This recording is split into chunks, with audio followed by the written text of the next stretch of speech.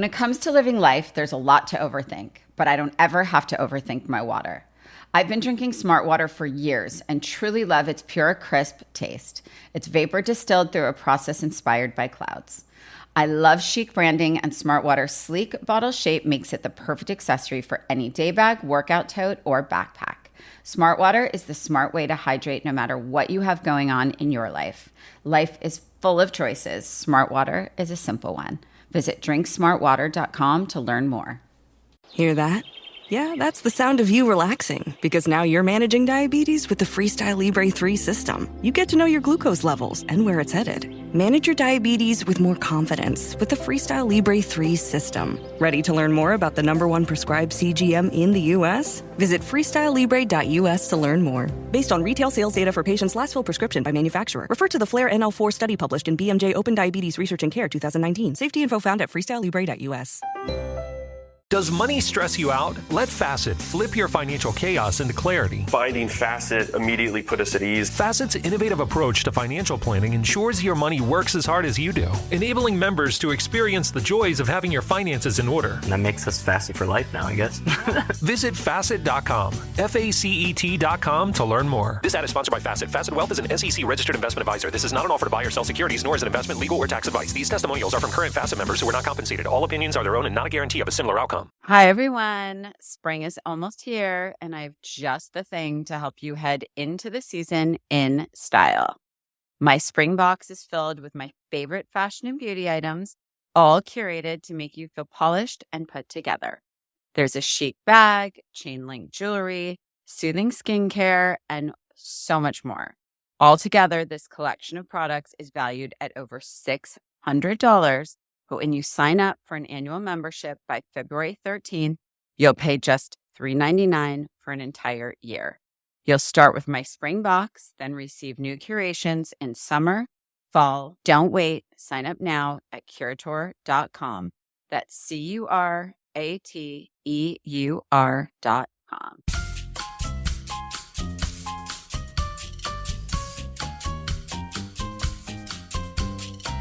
Hi, everyone. I'm Rachel Zoe, and you're listening to Climbing in Heels. This show is all about celebrating the most extraordinary superwomen who will be sharing their incredible journeys to the top, all while staying glamorous. Today on the pod, I'm talking to one of the most talented and badass celebrity stylists, Dani Michelle.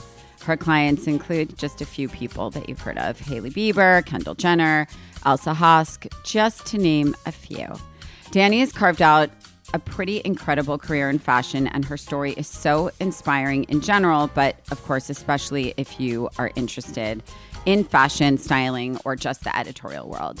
Her new jewelry line, Mega, is so perfect. I literally wear her pieces almost every day. I always love chatting with another stylist. It's really just like revisiting, my past, and I just love her passion. I love her love for the game, her work ethic. She's so impressive. So let's get into it.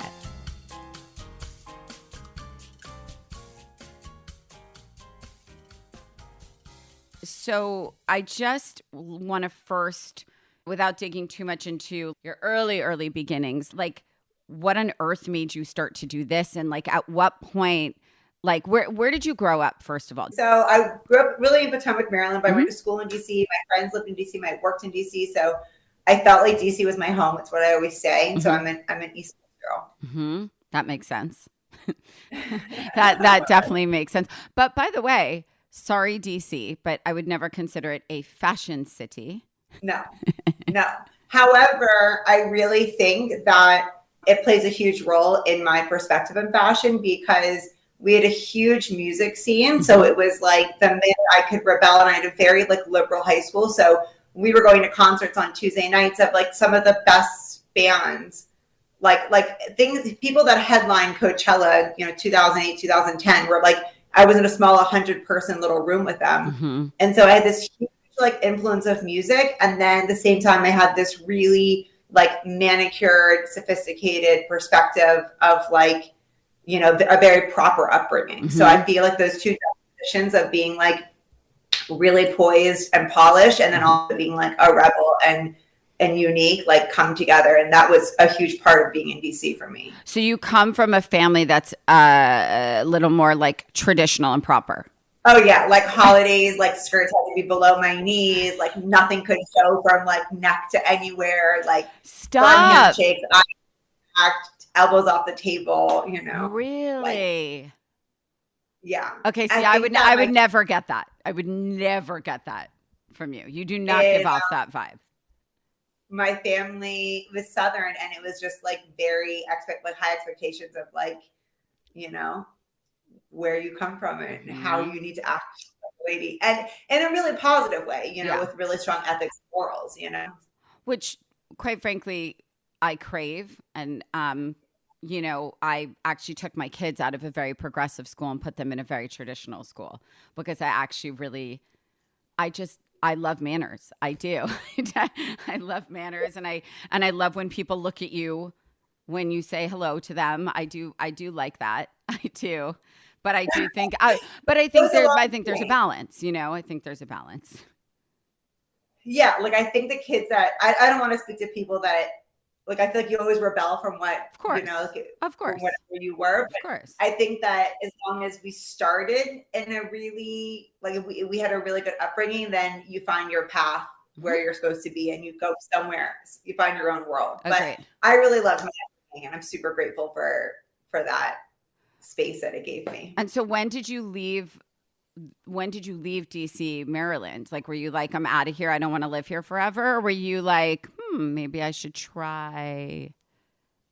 I went to the same school from kindergarten till I was 18 to senior year. And then I went to university. I was going to go to NYU. I was like, NYU, that's what I Me too. That's all. Me too. And then I went to you. Did you go to NYU? No, my parents wouldn't let me. They said, New York's not going anywhere. See it when you get back. You're not staying here. Where'd you go? I went to George Washington because they were like, I said, okay, I'll go to LA. And they were like, fuck, no, you're not.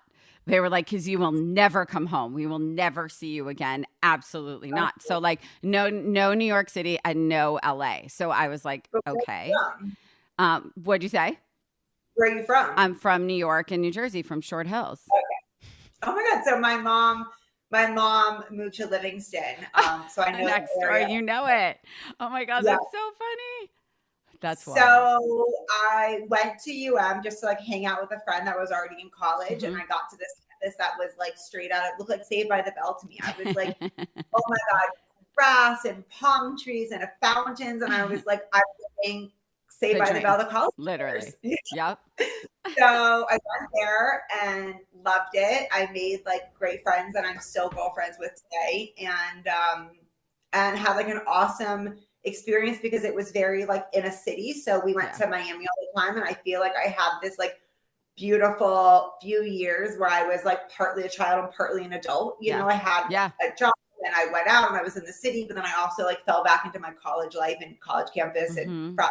And it was the perfect mix, I feel like, of like transition from child to adult. That's what I always say about college, to be honest. For me, like the biggest purpose that college served for me was growing up, like learning to be like independent, because otherwise you go from being a kid kind of owned and governed by your parents into the real world.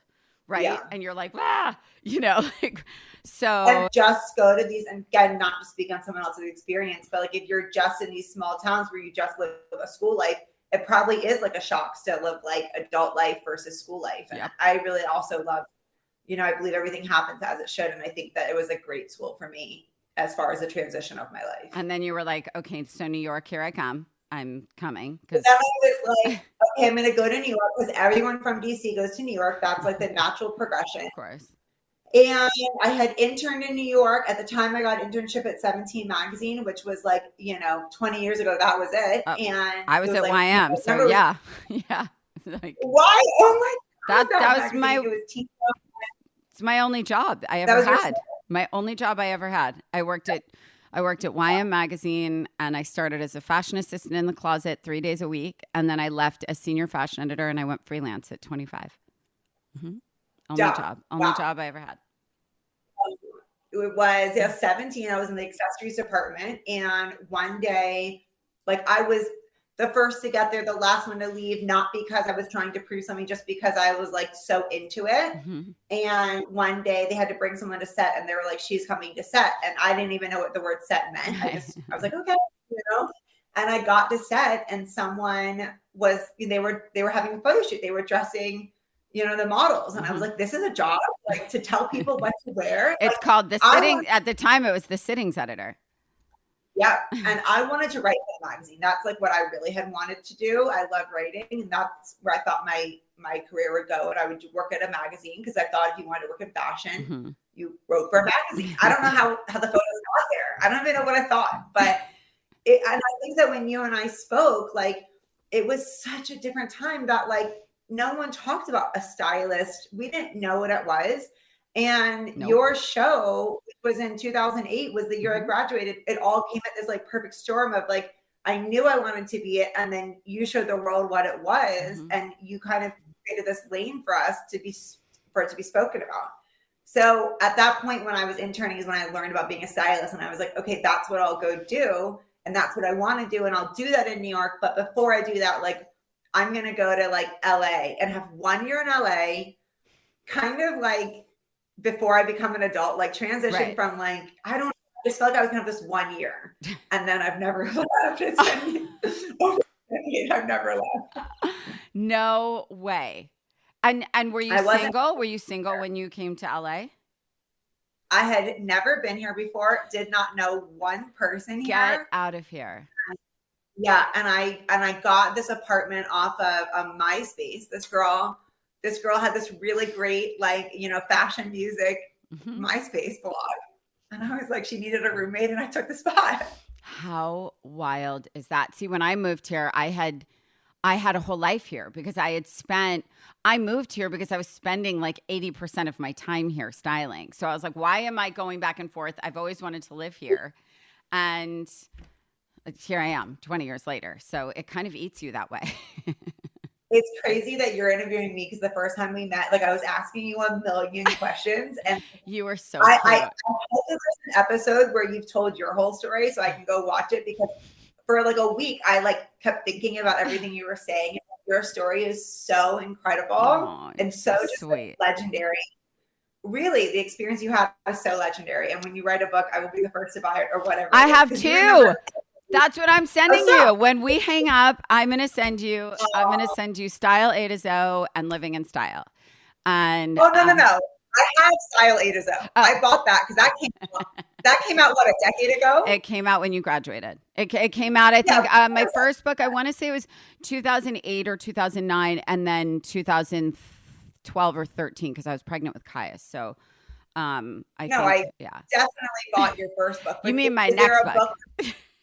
Yeah, like is there a book where you tell? I don't remember what that book was, but I don't think I have. Everyone wants me to do a tell-all, but it's like I'd get arrested. I can't. Like I could do one without names, or I could do all the names. Just tell us the story. Here's the thing. It's interesting because it is kind of interesting because it's very similar. My story is similar to yours in the way that I didn't really know what I wanted to do, right? And so then I think at the end of the day, I sort of fell into it, fell in love with it, definitely did not know what a stylist was. And to your point, the reason I started the show was because it was actually the last thing I said I'd ever do, right? Like never in any life would I want a camera on me, like put it on the client. That's what I do. And then I was like, you know what? Why is everyone so confused about this industry? Like there has to be some democratization of what this is. It has to be more relatable to more people, and I have to explain the genius of the designers behind the curtain because they are genius. And that's why everybody looks this way, And so I don't know, that was sort of the goal of it. And I think for me to hear you and so many other amazing, young stylists that I adore sort of want to, or be more motivated to become a stylist from that is like, for me, there's no better reward that I could get for ever doing it because it's a hard 5 years, but it was not easy to do. It's remarkable though. Like you're so sweet. It's just really unbelievable. Like even for me, like it's like for me, it is not past me that I'm speaking to like the legend herself. You're the cutest. Well, let's talk about you. So, okay, so here you are, you graduate, you move to LA, and you basically think you're going for a year to just do this and become a stylist because now that you've figured out what it is. So you move to LA, you get this room from a rando person on MySpace, which is just, wild. But people do that. I mean, listen, Jen Atkins' story. She rolled here in a car and was with $300 or something and lived in her car. And here she is. You didn't even know, you didn't have a client at that point. So what are you doing? And by the way, wait, important question here, because I think this is very important. You didn't have a client, right? You came to LA, because to me, that's actually terrifying. And your parents, were they my daughter's lost her mind? Because a lot of parents do not support the insanity, right? But you have the bug, right? And, you said you didn't really go by the same rules. So you sort of were so you're this wild fashion card. I think that, I know that I've always been so driven and I've always sought after something and and made it happen. Yeah. I think that my mom trusted that she raised me well and that I would make the right decisions. And that if this was something I was after, she would encourage me to chase whatever I was looking for. Right. We were speaking every day. She was the phone call I made every day. She knew what I was doing. And I didn't know what I was doing. I just knew that I wanted to see this part of my life because I kind of felt that I was going to go to New York, get an apartment, get a life and just live in New York. I was before I just start my entire next chapter of my life, let me have one little adventure. And she supported that. I don't think anyone thought I wasn't coming back.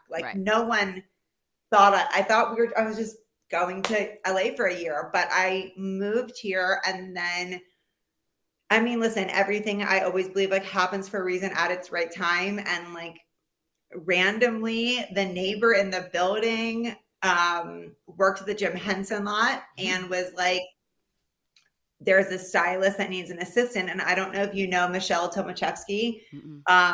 Anyone who does know her or has worked with her, she is one of the nicest human beings. I was blessed with this incredible human she threw me in the deep end. We were doing, her client was the Jonas Brothers and they were on fire.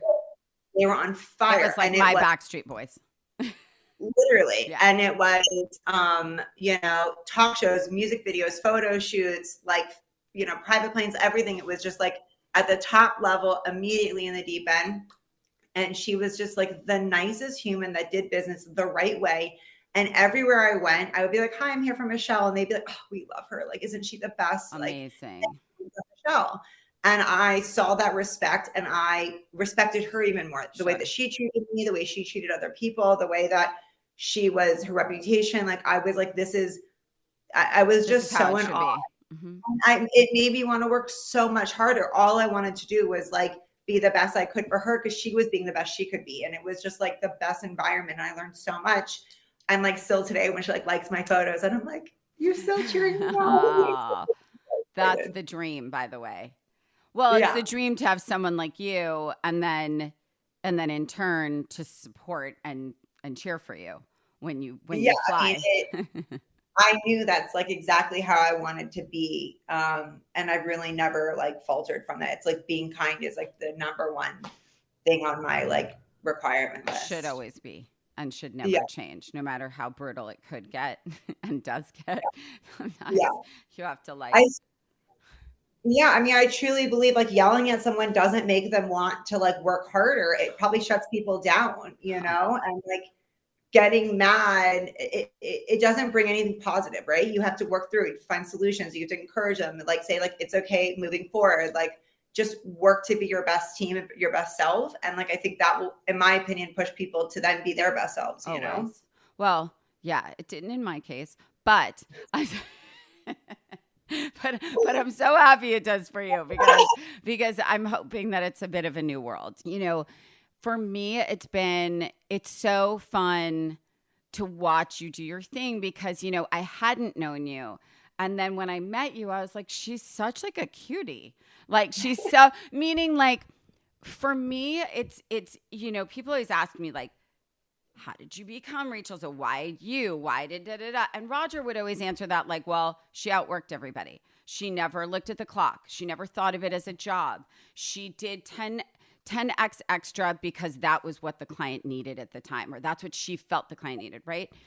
And I don't know any of that other than I loved it so much that it was all I could do, right? And so when I meet someone like you, I get so sort of like, I remember coming home that night and saying to my husband, like, I met like the cutest girl.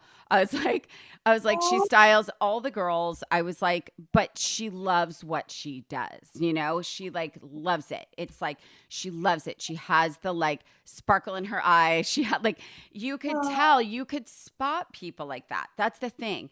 There's people that do things because it's a job, and there's people that do things because they live and die for it, you know? And I think that there's a different way that people motivated by the passion and genuine love for the job end up working, right?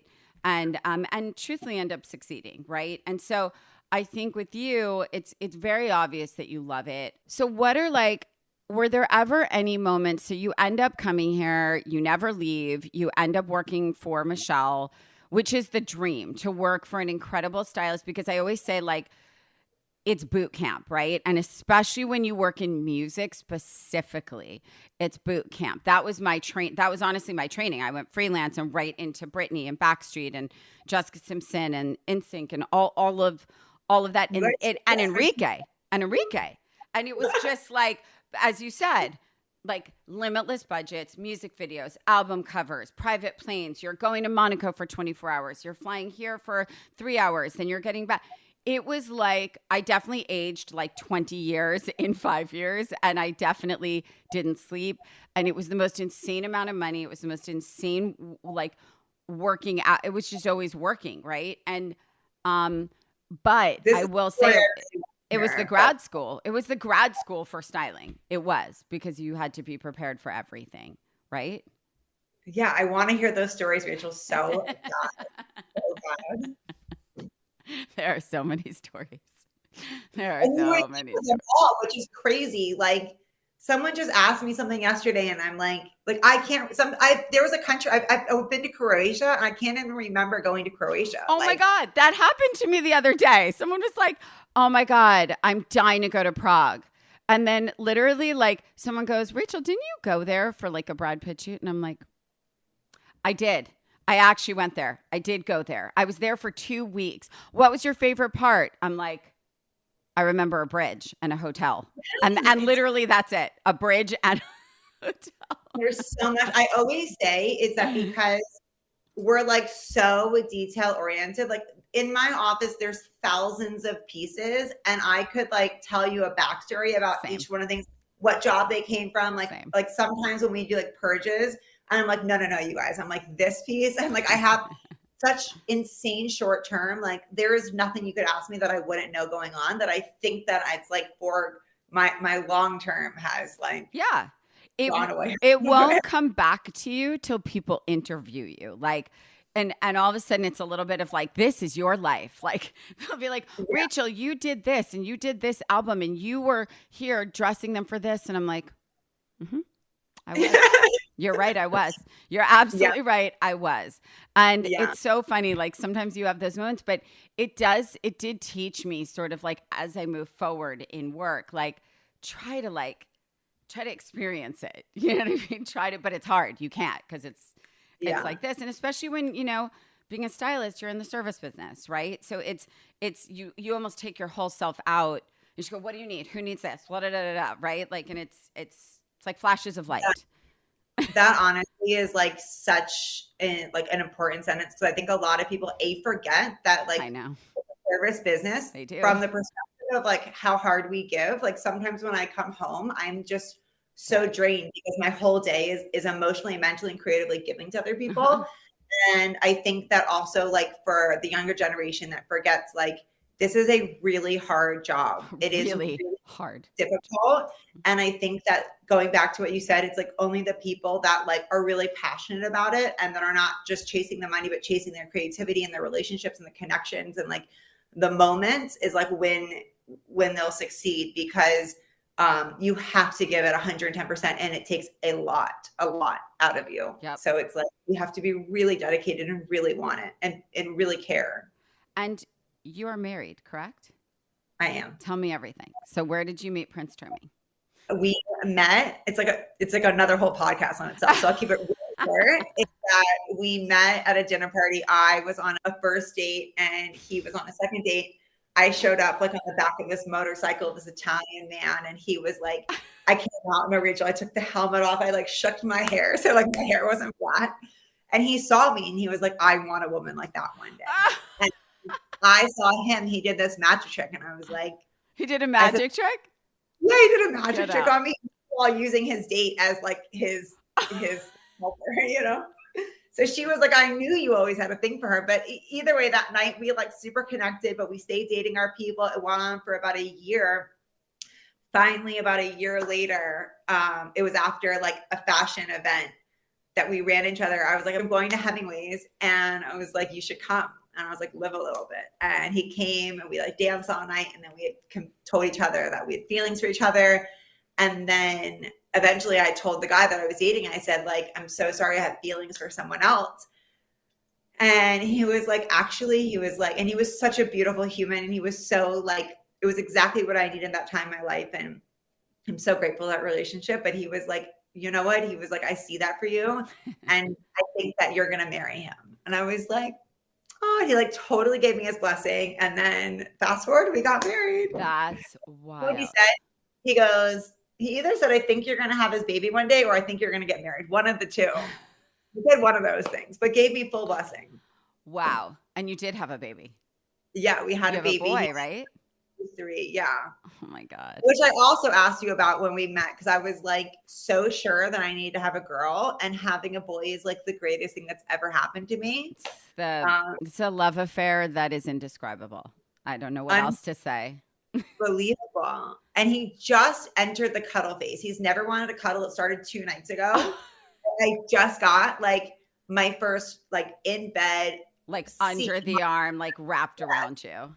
Yes, like mommy bear, baby bear, cuddle in. This morning I got out of bed. His literally said, don't leave me here. Like it just happened 2 nights ago, and it's like incredible. Well, I'm going to make you feel better. Mine is almost 13 and my little one is just turned 10, and they're both under my arm, still wrapped around me. Literally every night and every morning. So the baby sleep in bed with you still? On the down low. On the down low.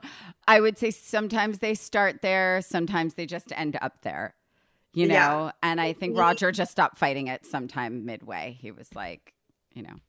Okay, I'll send you this video that I just saw the other day that actually said like the reason why babies are in your bed is because where they're supposed to be. And every time that they wake up scared and you cuddle them, you're creating this sense of safety for them that will be so ingrained in their future. So like, don't not do it because you're not supposed to. If your baby needs you to comfort them. I will do it until they go to college if they let me. I will. I'm such a sicko. I literally cannot let go of them. They make everything better. They make me just happy. They actually told me that I should go back to styling. They go, Mommy, the way you talk about styling, Mommy, you should do it again someday. And and it's funny. They go, you know, you style us, but I feel like you probably want to put pretty long dresses on. Stop. So sweet. Well, they haven't seen my show. Skylar's begging me to watch it. And I'm like, oh, stop. I don't think I'm there yet. I think there's too much, you know. I have gone back. Like, I think after I met you that night, I was like, go back. I was like, I want to go watch an episode. It's wild. Blood in your studio and the dresses got wet. That was one of the worst days of my life. It was one of the worst days of my life. And, you know, there were many, but when it rained on the Globes and I had 5 clients in long gowns, and then every single picture of every single one of them was holding an umbrella, holding the train up. And I was like, I quit.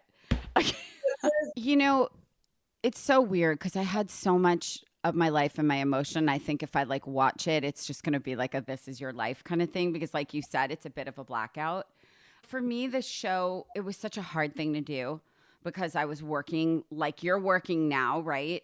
I was styling, but I was also like, I started my media business and these other things, but then I had to shoot the show like 5 days a week. And it was sort of like it took 9 months, And so it was just mental. And I would just be like, I need to work. Like, I actually need to do my job, But in hindsight, what it meant to people and what it did for people, for me, makes every bit of it worth it, truthfully, because it really, to know that it had an impact on, people like you or people going through the hardest time in their lives and couldn't get out of bed, things like that, for me, helped me reprioritize the purpose of what I was doing. You know what I mean? Yeah. And I think like it definitely, I think in hindsight, really helped redirect and focus my real mission for everything I do in my job and for the brand and everything about it and what I want to always do for women, right?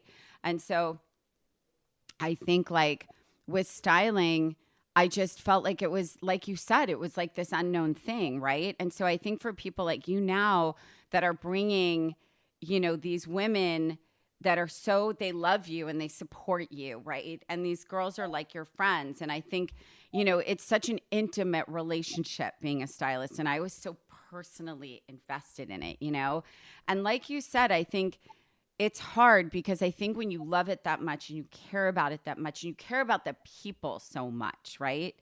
It's like, it's not a fake best friend, right? It's like you're in there, you're in the studio. Like I would sit with my clients till 3 a.m. and we would have like, champagne to tea to breakfast to this to that and like 40 outfits later and like play dress up and all the things. And then, and then these looks would come out of it, like born out of those moments, and it's incredibly rewarding, in the sense of like when your client looks at you and was like, we did it. Or like, I've never felt so beautiful. Or like, that was a great one. Or like, aren't those the pinch me moments? For me, those were the pinch me moments, 1000%.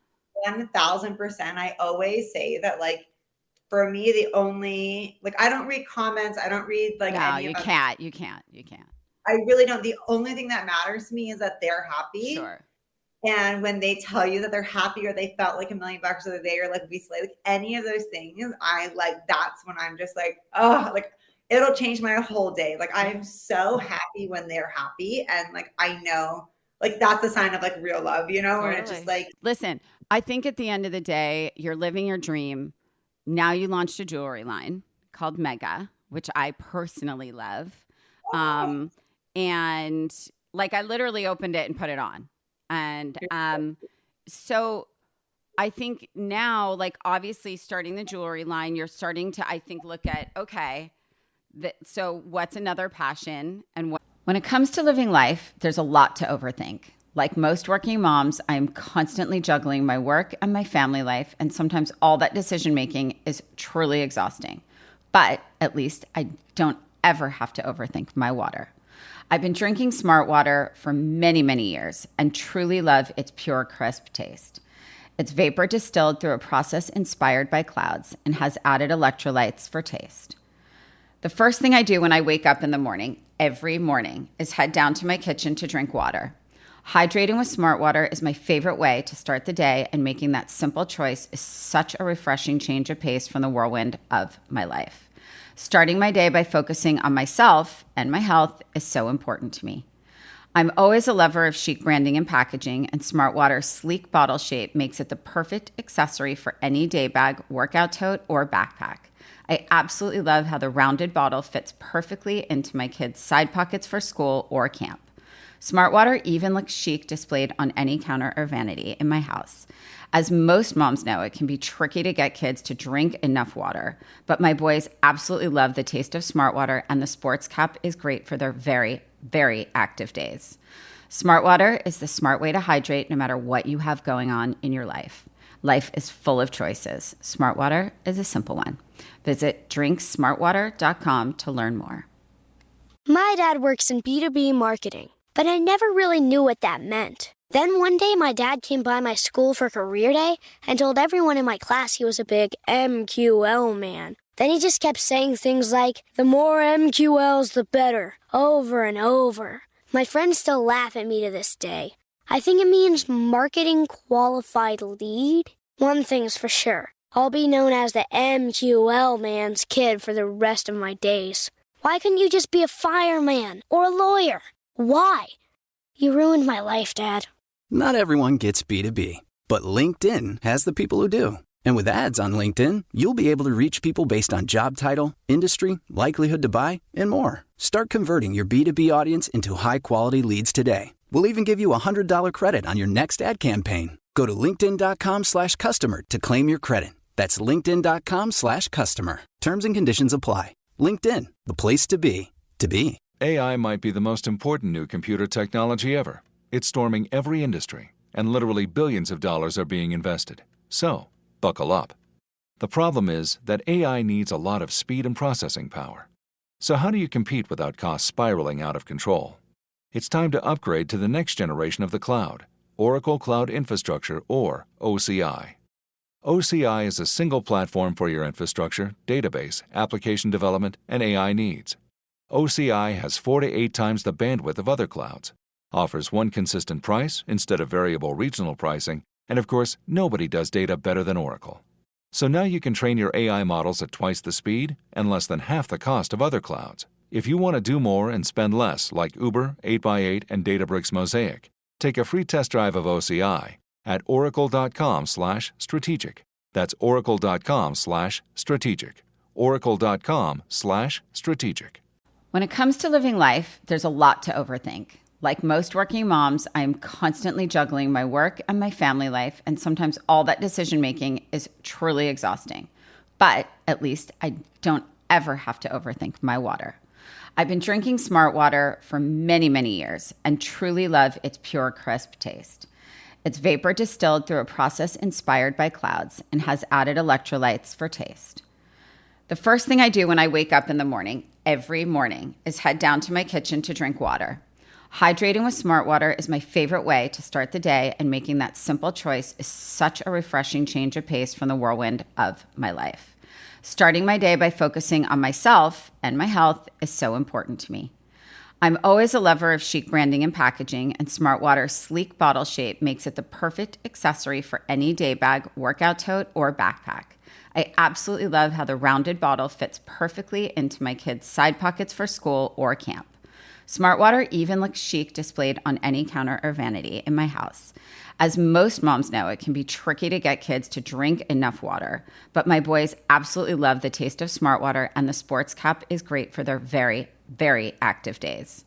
Smart Water is the smart way to hydrate no matter what you have going on in your life. Life is full of choices. Smart Water is a simple one. Visit drinksmartwater.com to learn more. Do you wish you were in the mood more often, but you've lost that desire for sex? You're not alone. Surveys show 1 in 10 women are bothered by their low sex drive. If you want to do something about it, you should know there is an FDA-approved little pink pill for that. It's called Addyi, and it's clinically proven to boost sex drive in certain premenopausal women bothered by low libido. Yep, a little pink pill for women. Ask your doctor about Addyi, or go online for a telehealth appointment at Addyi.com. That's ADDYI.com. Addyi, or flibanserin, is for premenopausal women with acquired generalized hypoactive sexual desire disorder, HSDD, who have not had problems with low sexual desire in the past, who have low sexual desire no matter the type of sexual activity, the situation, or the sexual partner. The low sexual desire is troubling to them and is not due to a medical or mental health problem, problems in the relationship, or medicine or other drug use. Addyi is not for use in men or to enhance sexual performance. Your risk of severe low blood pressure and fainting is increased if you drink 1 to 2 standard alcoholic drinks close in time to your Addyi dose. Wait at least 2 hours after drinking before taking Addyi at bedtime. Your risk of severe low blood pressure and fainting is also increased if you take certain prescriptions, over-the-counter or herbal medications, or have liver problems. Low blood pressure and fainting can happen when you take Addyi, even if you don't drink alcohol or take other medicines. Do not take if you are allergic to any of the ingredients in Addyi. Allergic reactions may include hives, itching, or trouble breathing. Sleepiness, sometimes serious, can occur. Common side effects include dizziness, nausea, tiredness, difficulty falling asleep or staying asleep, and dry mouth. See full PI and medication guide, including boxed warning, at Addyi.com/PI, or call 844-PINK-PILL. Addyi. That's ADDYI.com. You hear more and more about identity theft in the news every day. Maybe that's because so much of your personal information is out of your control. Like your insurance provider that has your social security number and your favorite retailer that has your payment details. If they get breached, your information is vulnerable. Fortunately, there's LifeLock. LifeLock monitors hundreds of millions of data points every second for identity threats.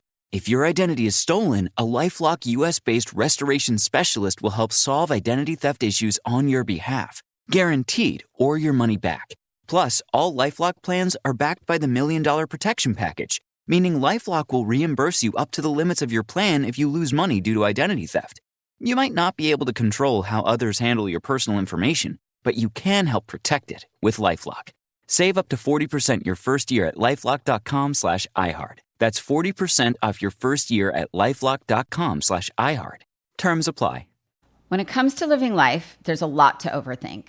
Like most working moms, I am constantly juggling my work and my family life, and sometimes all that decision-making is truly exhausting. But at least I don't ever have to overthink my water. I've been drinking Smart Water for many, many years and truly love its pure, crisp taste. It's vapor distilled through a process inspired by clouds and has added electrolytes for taste. The first thing I do when I wake up in the morning, every morning, is head down to my kitchen to drink water. Hydrating with Smart Water is my favorite way to start the day, and making that simple choice is such a refreshing change of pace from the whirlwind of my life. Starting my day by focusing on myself and my health is so important to me. I'm always a lover of chic branding and packaging, and Smart Water's sleek bottle shape makes it the perfect accessory for any day bag, workout tote, or backpack. I absolutely love how the rounded bottle fits perfectly into my kids' side pockets for school or camp. Smart Water even looks chic displayed on any counter or vanity in my house. As most moms know, it can be tricky to get kids to drink enough water, but my boys absolutely love the taste of Smart Water, and the sports cap is great for their very, very active days. Smart Water is the smart way to hydrate no matter what you have going on in your life. Life is full of choices. Smart Water is a simple one. Visit drinksmartwater.com to learn more. Do you wish you were in the mood more often, but you've lost that desire for sex? You're not alone. Surveys show 1 in 10 women are bothered by their low sex drive. If you want to do something about it, you should know there is an FDA-approved little pink pill for that. It's called Addyi, and it's clinically proven to boost sex drive in certain premenopausal women bothered by low libido. Yep, a little pink pill for women. Ask your doctor about Addyi, or go online for a telehealth appointment at Addyi.com. That's ADDYI.com. Addyi, or flibanserin, is for premenopausal women with acquired generalized hypoactive sexual desire disorder, HSDD, who have not had problems with low sexual desire in the past, who have low sexual desire no matter the type of sexual activity, the situation, or the sexual partner. The low sexual desire is troubling to them and is not due to a medical or mental health problem, problems in the relationship, or medicine or other drug use. Addyi is not for use in men or to enhance sexual performance. Your risk of severe low blood pressure and fainting is increased if you drink 1 to 2 standard alcoholic drinks close in time to your Addyi dose. Wait at least 2 hours after drinking before taking Addyi at bedtime. Your risk of severe low blood pressure and fainting is also increased if you take certain prescriptions, over-the-counter or herbal medications, or have liver problems. Low blood pressure and fainting can happen when you take Addyi, even if you don't drink alcohol or take other medicines. Do not take if you are allergic to any of the ingredients in Addyi. Allergic reactions may include hives, itching, or trouble breathing. Sleepiness, sometimes serious, can occur. Common side effects include dizziness, nausea, tiredness, difficulty falling asleep or staying asleep, and dry mouth. See full PI and medication guide, including boxed warning, at Addyi.com/PI, or call 844-PINK-PILL. Addyi. That's ADDYI.com. College Ave is here to help you pay for college. We offer a mix of loan options to fit your budget, and our application process is simple and stress-free. Go to collegeave.com, apply in minutes, and get an instant credit decision. It's that easy. Only at collegeave.com. What am I doing, right? Because it's a big jump, right? Like whenever you start to divert from what you're doing, you're like, okay, this is scary, but I'm doing it. It felt like the right thing for me because I really feel like I found my place in fashion where I'm supposed to be. I think that creating a fashion line would have been, it would have been so conflicting to my creativity. And I think that I've always been passionate about jewelry. For me, like it's super sentimental, and it's what I've like splurged on when I like want something to like signify something. Like for me, I asked for jewelry for graduation, for, you know, my 30th birthday, for my 35th birthday, anything that's been significant to me, my push gift, Valentine's Day, like all I want are a little, I get usually like a ring or something. I feel like I would stack them all up. Right. each of those little pieces were like memories and accomplishments and meaningful parts of my timeline. And that's how it really started with me stacking a bunch of rings, because everything really had a backstory of like a meaning to me. And I just felt like, you know, my mom is a jewelry designer for the past 10 years. She pivoted after she sold her business. And it just always felt like something sentimental and personal to me. And it felt like just a no-brainer of like where I should be and what I should be doing. And so my mom and I partnered on this together. She does all production and I do creative, and we bounce obviously like ideas together, but she's my friend. So fun. It's That really is exciting. so much fun. I did And we not talk- know that. We even talk more every day, so it's great. I did not know that. So why the name Mega? So Vogue had called me a megawatt stylist, and that was like one of those like, moments where I was like, "Did you read that?" You know? and I even had to like Google it. I was like, "What does megawatt mean?" Because I know this sounds like you know, a title, but like let me just read into it. And it was after that article where I was like, what am I doing with myself? Like, what is next? You know? And so when I was putting together all my creative boards and, you know, every folder, I would just put mega, because that's just kind of like, that was like that moment where I was like, okay, let's do something. Mm-hmm. And so all of my folders, and we did so much like, you know, those like name searching, diagrams. I mean, I was doing French, I was doing, and we did mega in French, but I speak French, and I was doing Italian. I was doing everything, and I was just trying to find the right word. And I kept coming back to mega because for me, it just felt like so like larger than life, one of a kind, strong, bold, like the 4 letters was just so crisp to me. And it felt like who the woman was someone that was like minimal but strong and bold and confident, and just felt right. So I did so much searching, and I came back to that word. I love it. You're so sweet. One day I hope I'll get to like ask you more questions or something. You can ask me anything, anytime. Seriously, anytime. We'll go for a glass of champs and talk the talk. Talk the talk, because God, there's talk. But yeah, I promise to do that. Deal? I think that if I could like leave with like one idea of like this business, because I feel like I always like struggle with like what I could do to like share my story, because I can't even tell you how many people, like probably once a week I get an email that's like, how do I become you? For like my store, I mean, for my school project, or like, could I just ask you what, you know, like what your experience was? Like, I know that there's so many people dying to hear these stories, and nonetheless, I could never have each of these individual conversations. I always try to think about like what platform I could share like the true story with. And I think that one of the questions when we were discussing like what we would talk about was just like, what are your 3 pieces of advice? And I feel like if I could just share with the kiddos, I feel like the 3 things is like for me, which have really been like tried and true, is like to be kind, you know, is that I think that when people let their ego change, like what their intention is, you know, these relationships with your team, with the showrooms, with the stores, with the designers, with your clients, with their assistants, like all of these relationships is what craft your entire business, right? It crafts who you are, where you will go, and what you will succeed with. And I just feel like sometimes people forget, they think that they're better than someone, or that they're in a different position than someone. And like, we are all in a web working together, and it would not be possible without each of those people. If the designers weren't making the clothes, if the showrooms weren't repping them, if the store associates weren't helping you, if the assistant wasn't scheduling the fitting, like we are all in this together, and we have to treat everyone with like kindness and respect. And like that, those relationships will what lead to like your success in a genuine way. Like you have to really care from your heart. If you don't, like it just won't be genuine. But when you really do care and you really find that respect for everyone, like that is so pivotal, I think, to success. I always say like give everything. Go ahead. No, I want to comment on that, because the best of the best are always the kindest.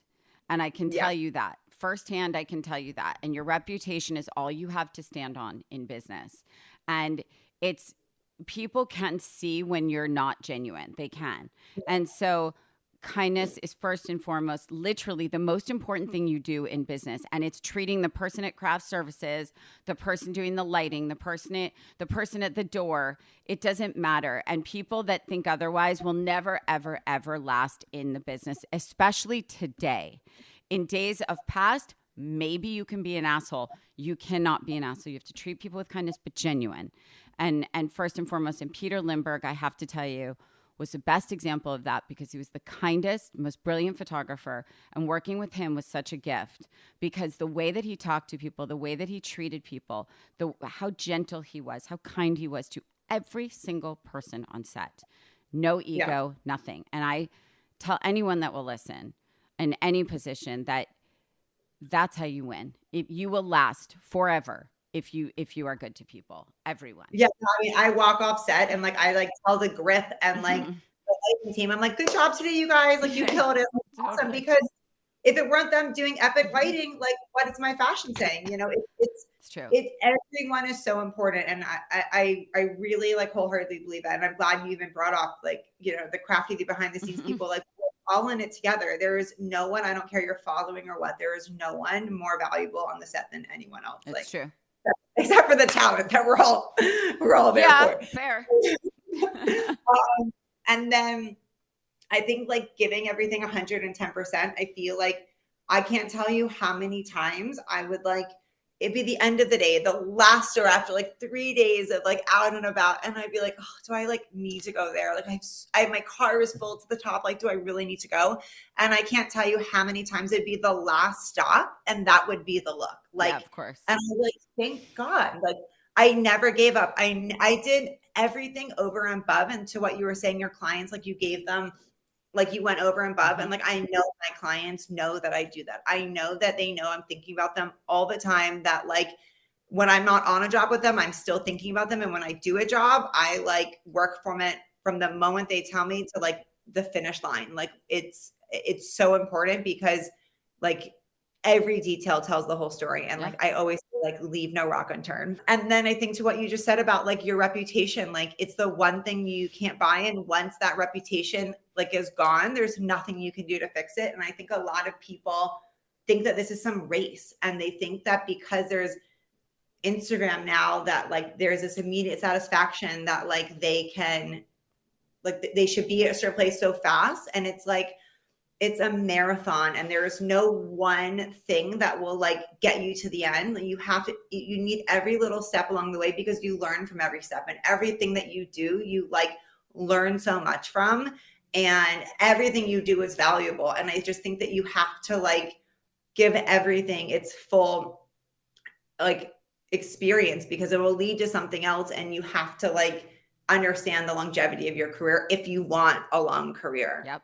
Say yes. When you are coming up, say yes to everything.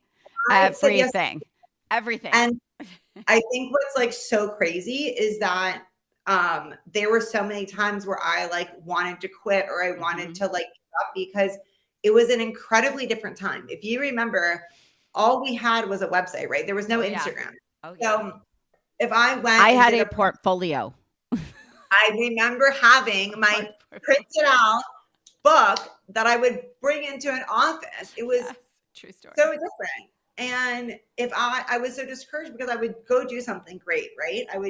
I remember I was working with Douglas Kirtland, who was the last photographer to shoot Marilyn Monroe. We would do these incredible things together. I was shooting I was so young and we were doing like Vanity Fair, but I had no one to show it to, right? I would do this amazing story and then there was no platform. It would be in a magazine, great. Like someone would read the magazine, but there was no way to show anyone, like, look what I'm doing and look what I'm capable of doing.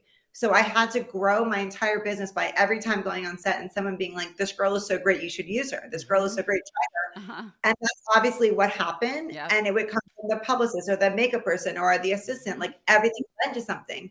But it took a really, really long time because there was no platform to show people what you could do. Yep. Whereas today, these little girlies are dressing themselves and they're like, look, I'm a stylist,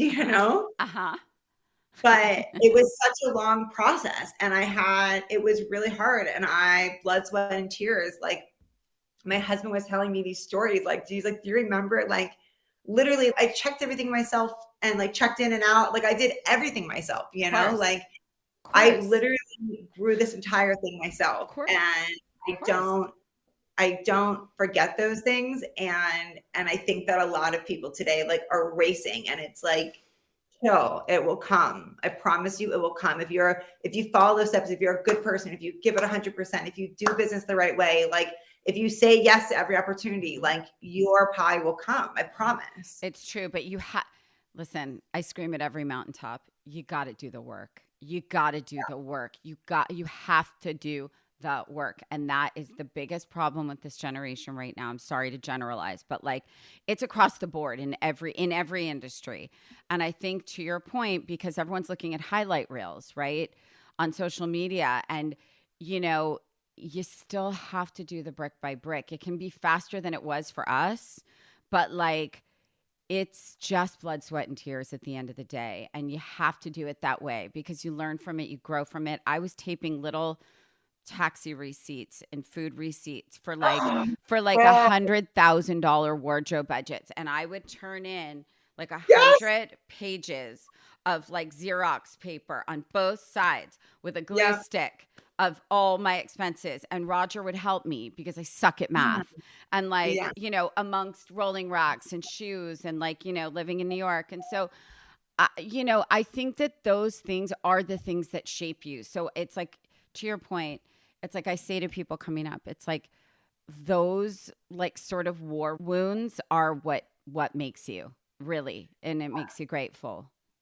And I read this one quote. It was actually, I think, from like a painter, or no, it was something that was like, it was basically an artist, and he was justifying his rate, right? Mm-hmm. And he was like, you're not paying for my rate for what I'm doing today and tomorrow. You're paying for everything I have learned along this entire way, and everything that I'm going to like, all of the knowledge that I have at this level to the table. So I feel like when it's like people at our level, I've been doing this for over 15 years. Like when you're asking for a certain rate, it's because like you have so much experience. Like if I know I need something, I know exactly where to get it, how to get it, and the best version of it, because I've done it so many times. And I feel like the younger people, when they like think they should get the same rates as us, I'm like, there are so many experiences that you've never been in that you won't even know how to handle. Mm-hmm. That like have grace, have patience, like it will come. Mm-hmm. But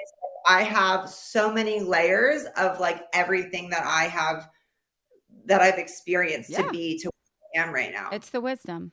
It's the wisdom and I like to say the war wounds.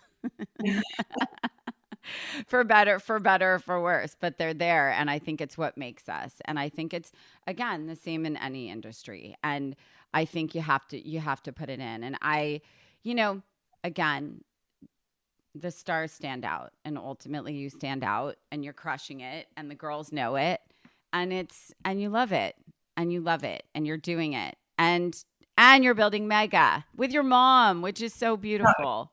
If you told me, like, they say, like, where do you see yourself in 5 years? Like, and I do think there's something so real, right? Because like the things that, like, if you told me for my clients, I'd be like, you're crazy. Like it's a dream. I'm living this dream. And then on top of it, like I consult for this huge company that's incredibly exciting for me. I'm a creative director of this huge company that's exciting for me. And are we allowed to say what it is or no? I am a fashion consultant for Sony Pictures. Amazing. And I just took on the role of creative director for Joe's Jeans. Amazing. And I launched my jewelry brand, and I have a dream styling business. And it's just so incredible. Because if you had asked me 5 years ago, I would say, I don't know. I know I would have said I would love to creative direct for a brand, and I would love to consult. Like those were, I thought, the next step of things, like a bigger picture project. And I have these bigger picture projects. So it's really incredible to like forecast and to like put your heart into something. And I don't think about it on the daily, but it probably like in the realm, Yeah. I mean, it's funny because I don't know that I ever projected. And I think it's amazing to see that you had that idea that that's what you wanted to do for the next step. And it happened. And I think it's also patience, because it's also not saying tomorrow. Right? Yeah. You're saying in my 5-year, I hope to be doing this, right? Yeah. Yeah. So now I got to set my next 5-year. I believe it's called manifesting. Right? I believe it's called manifesting. I'm trying this. So far, I suck at it, I have to say. No, but I think it's like, it's things that just like sink into your system. You know what I mean? Like, it's not like you're chasing it. It's not like you're like this, like if you're looking for it, like it won't happen. It just like, you like think about it, you say it, you feel it, and then you like go live it. And I just think that, you know, maybe it's working. It's working. Dani, it's working. And you're a mama and you're married and it's all the things. I feel like you're living all the dreams. So pinch yourself now. Pinch yourself now so that you remember that you're living all the things and all the dreams. You know, what's also so interesting is that I think one of the other reasons of my success is that I don't think about it, is that I don't ever, like, I've never changed. Like, you know, I don't wear makeup. I don't like, I wear flats, like, or I like to wear heels. You're also like 5'10". So stop. Yeah, like I'm so focused on like what I'm doing that I've never thought about the global. I've never thought about, I don't think about the clients that way. I just think like, this is my job and I need to go give it 100%. And like, I've never changed in that respect. You can't, and you can't. That, like, if you start thinking about it, right, you read the comments of this, you could psych yourself out. Like, you just have to stay like focused on what you're doing. And I think that that's another reason why, like, I've been able to just keep pushing, is that because I don't think about it. I just stay focused on what I'm doing and like push to the next thing and just keep going, you know? You got to just do it. You got to live it. You got to be it. You got to do it and don't overthink it. And to your point, I think, I don't know. The only thing I could say to you is just recognize what's happening, because I never did. I never did. There's this thing called the imposter syndrome. Do you know what that is? Yes. I know it well. And I think sometimes we all just feel like that and we're like, wait, what? And then people say these things too. You're like, huh? What? Yeah. No, it's very real. It's like very real. And I'm just like, wait, what? Like, you know, like, like I said, if you told me this is my life, I wouldn't believe you. You know, well, you better believe it, honey, because you are climbing in fucking flats, but you are in your mega jewelry and styling mega supermodels and actors and musicians and all the things and living all your wildest fucking dreams. So I'm happy for you and I love watching it and I'm happy I met you and I'm happy I got to talk to you today. And then we have to have like an offline. Yeah, this is one of those like pitch me moments. I know that like you do this every day, but really for me, this means so much to like talk to you and to like, I'm like Rachel Zoe knows who I am type feeling. So swear. I know who you are and I adore you and I love what you're doing and I'm so happy about it. And I have to be honest with you, for me to just see someone that loves it so much, like truthfully, not to sound like a mom, but like that actually fulfills me the most. And to know that I had any part of that from the beginning is just makes me feel like so much is worth what I've been through. No, but it wasn't even like that's when street style started, like all of that, you know, like, listen, it all happened the same time of this perfect storm of like the internet, you know, all of the things at the same time, you know, and you were just at the crux of this, like our business just changed and you were right there in the center of it. Well, I love it. And I adore you. And I love your passion. I see it coming out of your eyes and your skin and your smile. But I'm just impressed with you. I love what you do. I love how you dress all the girls. I love your collaborations. And I'm excited to just continue to watch you fly and soar and do all the things. It's so good. And know that you have a friend on the sidelines over here.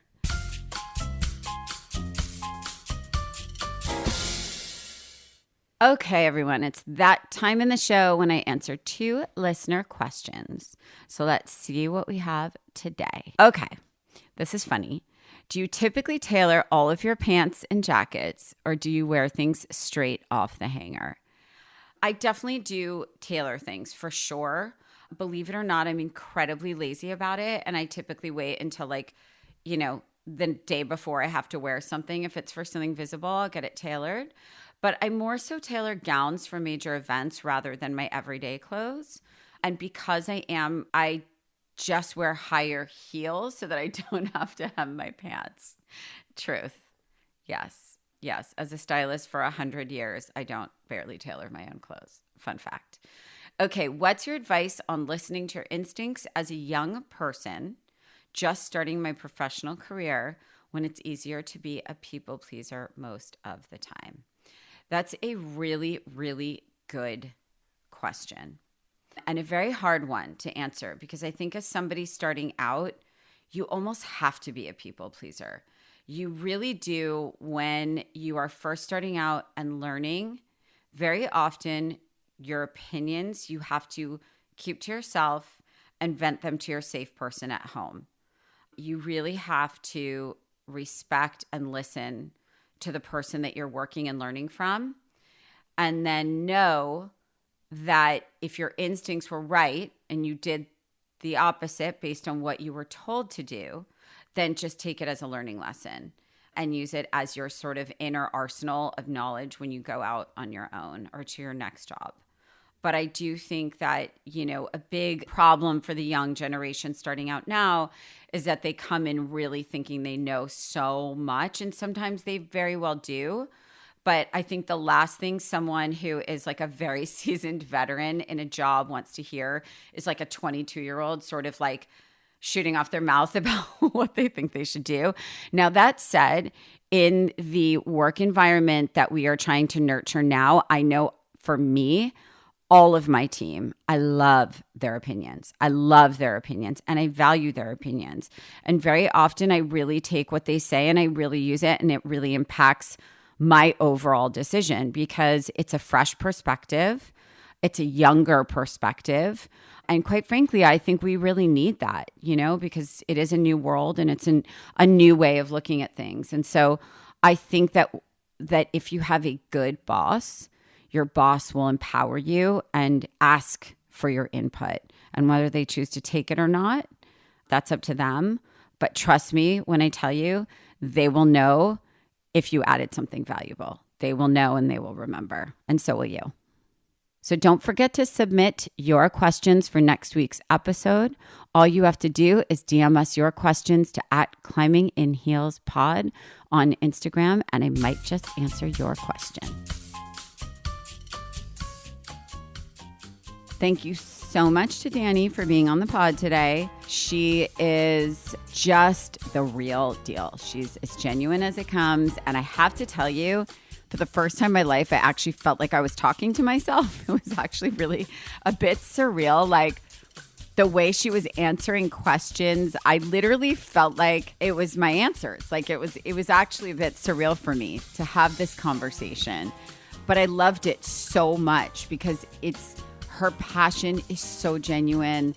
Her work ethic is unparalleled. And, I think so many of her points are so important because when your clients know how much they mean to you and how much you think about them when you're not on the clock, I think that really is what matters. And she works really, really, really hard. I really loved her takeaways about being kind, giving 110%, and keeping your reputation solid gold. So don't forget to rate a review wherever you get your podcasts. It really helps us out, and I love reading them. So while you're at it, follow me on @RachelZoe and @ClimbingInHeelsPod on Instagram for more updates on upcoming guest episodes and all things Curator. I'll see you next week. Mwah.